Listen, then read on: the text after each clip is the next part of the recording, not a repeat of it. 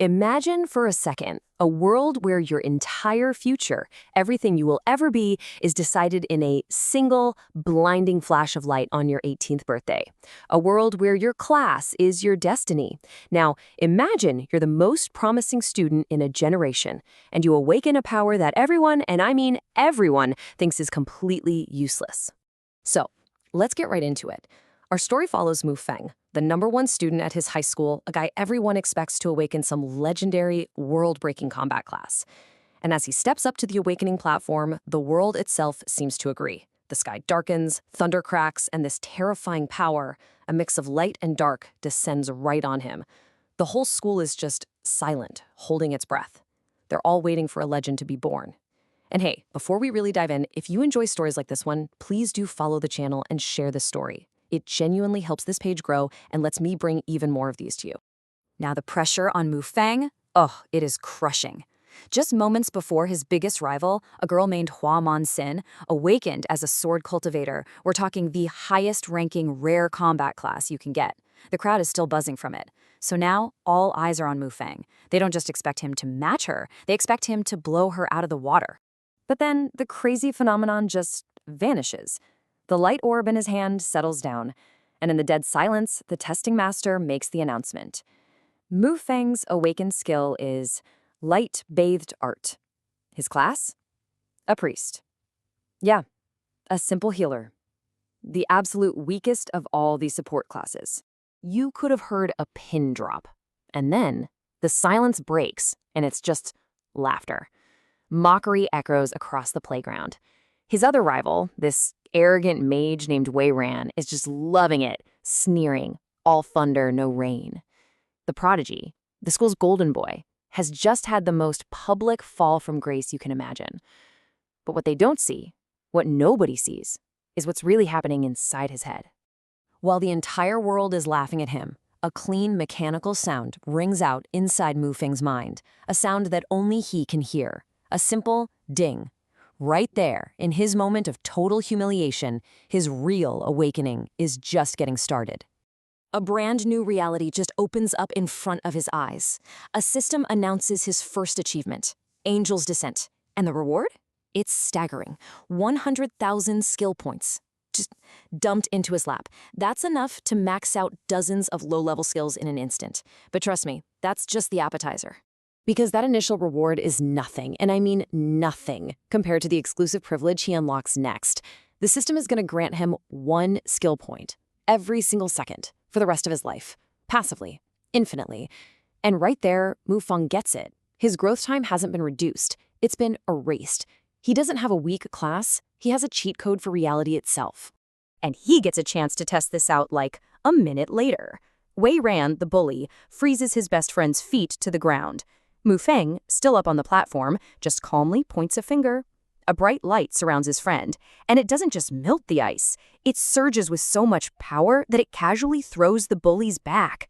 It was just a basic heal, but it had this weird little golden halo around it, a tiny hint that something was very, very different now. Later that day, he gets home and finally checks his status. I mean, it's only been a few hours, but that passive gain has already been ticking away. He's got over 170,000 skill points just sitting there, waiting. And he has absolutely no intention of waiting. And so it begins. He just starts pouring points into that basic Tier 1 healing spell. Ding! It instantly evolves to Tier 2. He keeps going. Tier 3, Tier 4, all the way to Tier 7. In the time it would take most people to just read a skill description, Mufang has turned a basic heal into a divine, honest-to-God, God-tier art. The effect is insane.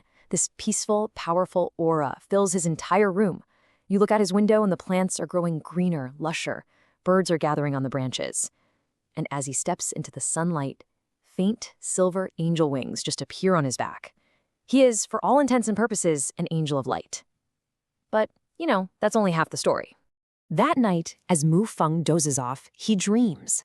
He sees that angel of light totem again, but this time, it twists. It becomes hideous. The golden wings turn a sickening blood red, and as the angel falls, a monstrous figure is born from its shadow, an Asura. He wakes up with a jolt. And right on cue, ding, Another system notification.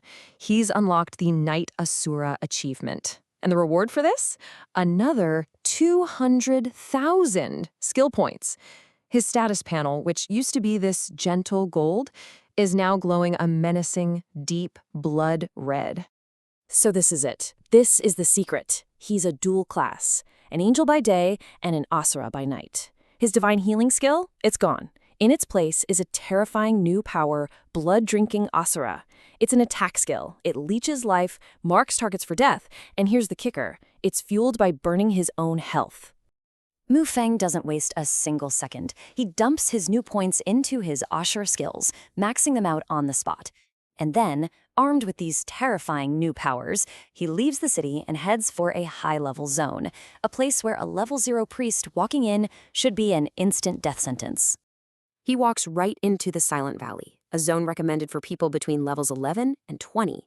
The monsters here are nasty, aggressive, powerful. As a level 0, he shouldn't be able to survive a single hit. He's here to see what this new form can really do. And he finds his test almost immediately. 3 level 15 spirit-devouring leopards, elite monsters known for being insanely fast, lunge right at him. I mean, look at these odds. A level 0 against 3 level 15 elites. This shouldn't be a fight. This should be an execution.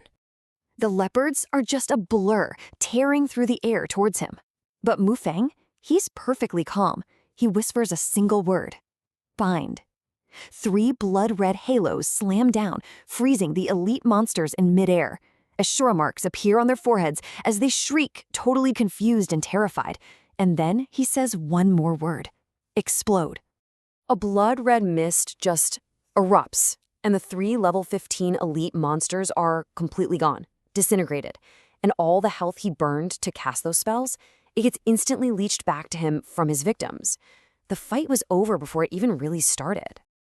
And this just perfectly shows his new reality. Notifications flood his vision.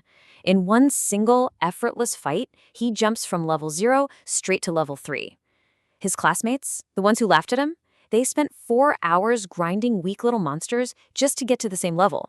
He did it in less than a minute.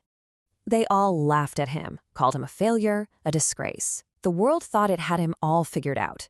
Just some harmless support class in a world built for fighters. Oh, they were so wrong. Their neat little system of power just created an anomaly it can't possibly control. In the shadows, a nightmare was just waking up, and it was hungry. And that's really the question at the heart of this whole story, isn't it? When the weakest person in the room is secretly the strongest, how long can he really pretend to be a sheep before the wolf inside decides it's finally time to hunt? If this story moved you or made you think differently, share it with someone who needs to hear it. And follow the channel for more stories like this.